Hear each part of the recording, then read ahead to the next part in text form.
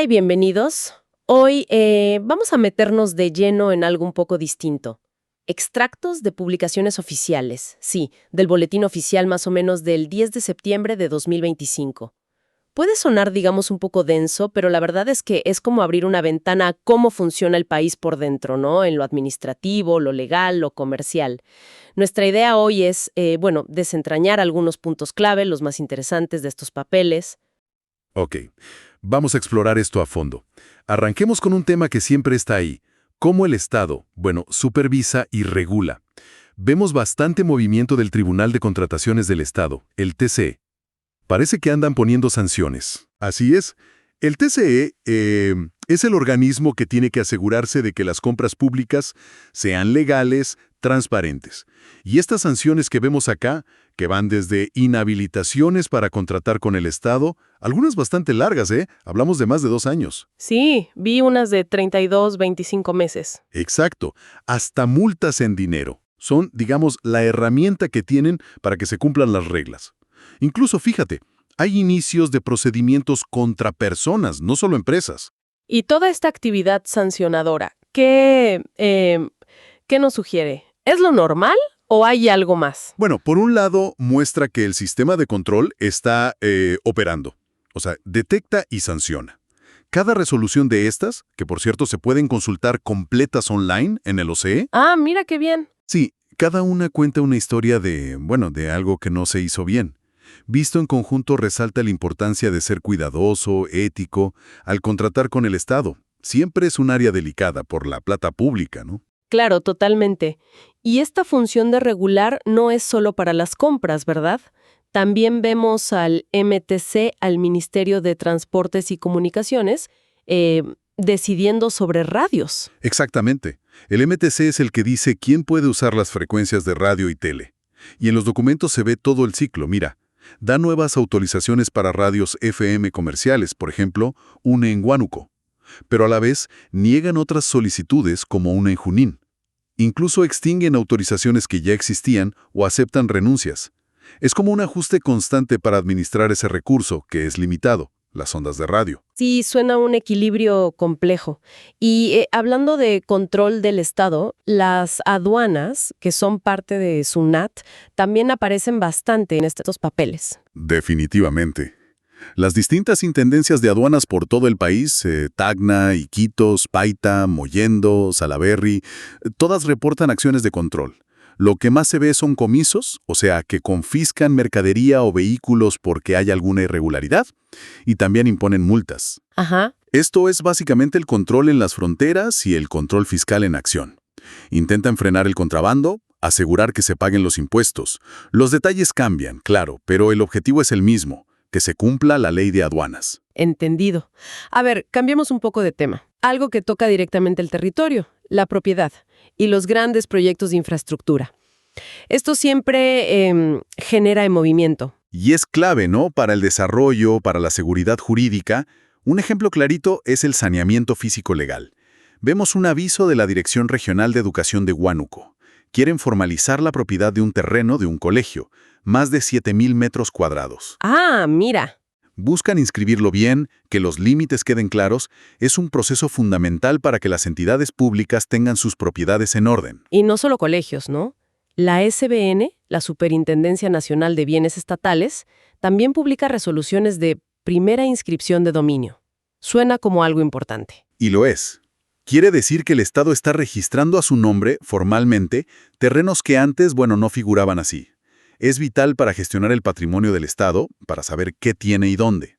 Son procesos administrativos para poner orden en el registro de la propiedad pública, digamos. Pero claro, el Estado no solo formaliza terrenos, a veces los necesita para hacer obras. Y ahí entran los proyectos de infraestructura y, su impacto. Sí, aquí es donde la cosa se pone como más real para la gente, ¿no? Vemos avisos de Pronatel, que es de telecomunicaciones, y de Provías Nacional, de carreteras. Identifican predios que van a ser afectados por obras nuevas. Dan nombres de la gente afectada, poseedores o dueños, por proyectos como la carretera Cusco-Quillabamba o una carretera en Huancavelica. Ujú. Incluso la red dorsal de fibra óptica necesita afectar terrenos específicos. Mencionan uno en Cusco. Es, digamos, la otra cara del progreso, ¿no? Para hacer una carretera, un aeropuerto o poner fibra óptica, muchas veces hay que usar terrenos de privados o de comunidades. Lo que vemos acá es el procedimiento formal. El Estado avisa a los afectados, detalla qué terrenos son. Y en algunos casos, como ese que mencionan para el aeropuerto de Cajamarca, hasta hacen una oferta económica específica por el terreno. Cierto. Mencionan una oferta importante, ¿eh? Casi 946,000 soles más un incentivo a los herederos de una propietaria para ampliar el aeropuerto. Aunque también dicen que a una persona la excluyen de ese proceso por orden judicial, muestra que puede ser complicado legalmente. Exacto. Estos procesos para adquirir o afectar predios son complejos, son sensibles. El Estado puede expropiar si hay necesidad pública, pero tiene que seguir un camino legal y compensar económicamente. Las notificaciones, los llamados a presentar oposición, como el que vimos para el saneamiento del colegio, son parte de ese debido proceso. Se busca un equilibrio entre el interés general del proyecto y los derechos de propiedad de cada uno. Y bueno, no olvidemos que la propiedad también se ve afectada por otras cosas, como los remates judiciales que a veces se publican. Muy claro. Pasemos ahora al mundo de las empresas, el mundo corporativo. ¿Qué nos dicen estos documentos sobre cómo viven o mueren las empresas? Reflejan todo el ciclo de vida de una empresa, la verdad, desde que se crea hasta que se cierra. Vemos, por ejemplo, convocatorias a juntas de accionistas. Hay una de una empresa de transportes en Lima. Quieren elegir nuevo directorio. Eso te indica cambios en quien manda. Y también vemos los finales, ¿no? Hay avisos de empresas que entran en disolución y liquidación. Básicamente anuncian que cierran de forma ordenada. Sí, varias anuncian eso. Nombran a sus liquidadores. Pero otras al revés, están cambiando. Empresas que cambian de tipo, de SRL a SAC o de EIRL, que es individual, a SAC también.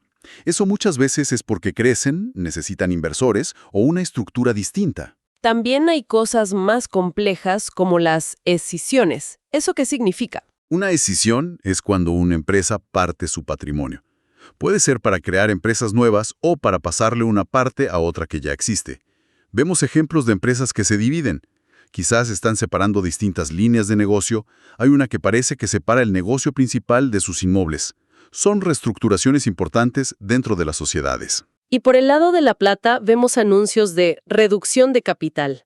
Hay una empresa grande, Cumbra Perú, que reduce su capital en más de 600 millones de soles. ¿Por qué harían algo así? La razón más habitual, y creo que lo indican ahí, es para absorber pérdidas que se acumularon. Es una maniobra contable, financiera, para sanear las cuentas de la empresa. Otras veces se reduce capital para devolverle plata a los socios, pero compensar pérdidas es muy común. También hay otras convocatorias a juntas, fusiones entre asociaciones, incluso avisos a trabajadores, acreedores en procesos de quiebra. Es todo un ecosistema empresarial moviéndose. Y dentro de este mundo de organizaciones, también asoma la política. Hay avisos del Jurado Nacional de Elecciones, el JNE. Sí, el JNE publica las solicitudes para inscribir nuevos partidos políticos. Vemos dos ejemplos claros. El Partido Político Pueblo Consciente, que lo lidera Guido Bellido Ugarte, Ajá. y Comunidad Política Inca Perú, con Gabino Ricardo Alberca Jara a la cabeza. Y los avisos son súper detallados. Dicen quién es el personero legal, cuál es el símbolo del partido, uno es la cara de un niño sonriendo, el otro un símbolo inca, cuántos afiliados válidos presentaron, más de 25,000 en el primer caso. La estructura directiva, hasta direcciones de locales partidarios en las provincias. Es que es parte del proceso de transparencia, del control democrático. Para poder inscribir un partido hay que cumplir requisitos legales bien estrictos. Un mínimo de afiliados chequeados, tener organización en varias regiones, los comités, estatutos claros, todo eso. El JNE verifica todo. Y publicar la solicitud también sirve para que cualquier ciudadano pueda presentar una tacha, o sea, una objeción con fundamentos si cree que no cumplen algo. Es un filtro legal importante antes de que nazca un nuevo actor político. Entendido. Y bueno, finalmente llegamos a la esfera más personal, ¿no? La que nos toca más de cerca a todos. Matrimonios, identidad, pensiones. Efectivamente. Empezando por algo como los edictos matrimoniales. Son simplemente los anuncios públicos que hacen las municipalidades cuando una pareja pide casarse. Es una formalidad legal para que se sepa, y si alguien conoce algún impedimento legal, pues que lo diga. Después tenemos al RENIEC, el Registro Nacional de Identificación y Estado Civil, publicando avisos para rectificar partidas. ¿Qué tipo de correcciones se ven ahí? De todo tipo, la verdad. Correcciones en nombres o apellidos que se anotaron mal al nacer. A veces se basan en partidas de bautismo antiguas para corregir. Precisiones en fechas o lugares de nacimiento, corregir el nombre de los padres, incluso vemos casos donde se corrige el apellido de la mamá en la partida del hijo, o errores de tipeo chiquitos en actas de defunción. Y también hay solicitudes más de fondo, como gente que pide cambiar su estado civil de casado a soltero. Eso usualmente significa que un matrimonio anterior se anuló o legalmente nunca existió. Y parece que un montón de publicaciones son de la ONP, la Oficina de Normalización Previsional. Sí. La ONP usa mucho el boletín oficial.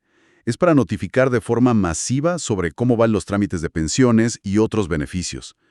La lista de tipos de solicitudes es enorme.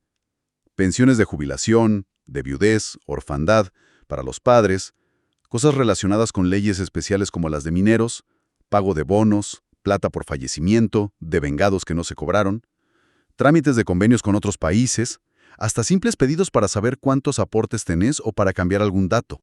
Y los resultados que publican son variados, ¿no? Vemos otorgado, improcedente, denegado. Claro, cada aviso es una decisión sobre un caso concreto. A algunos les dan lo que pidieron, otorgado, a otros se lo declaran improcedente, quizás porque faltó algún papel o no cumplieron un requisito formal. O denegado, si no cumplen los requisitos de fondo. Es la manera que tiene la ONP de cumplir con su deber de notificar a la gente, sobre todo cuando no la pueden ubicar de otra forma. Refleja la tremenda carga administrativa que tiene el sistema de pensiones, ¿no? También aparecen, más brevemente, edictos judiciales sobre cosas personales, sucesiones intestadas, o sea, cuando alguien muere sin dejar testamento, y algún caso de divorcio. Así es. Todos estos avisos, matrimonios, correcciones de identidad, pensiones, herencias, divorcios, lo que muestran es la interacción constante que tenemos como ciudadanos con el sistema legal y administrativo en momentos clave de la vida.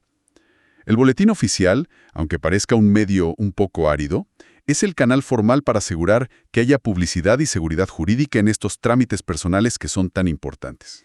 Bueno, hemos recorrido un montón de temas. Sanciones a empresas, cómo se gestionan las frecuencias de radio, el control en las aduanas, la formalización de tierras, el impacto de la infraestructura, la vida y muerte de las empresas, cómo se forman los partidos políticos y trámites superpersonales. Entonces, ¿cuál es la foto general que nos deja todo esto? El panorama es el de un Estado que está muy activo, regulando, supervisando, registrando una variedad enorme de actividades económicas, sociales, personales. Estas publicaciones, que parecen pura burocracia, en realidad son la prueba escrita de esa interacción constante entre el Estado, las empresas y nosotros, los ciudadanos.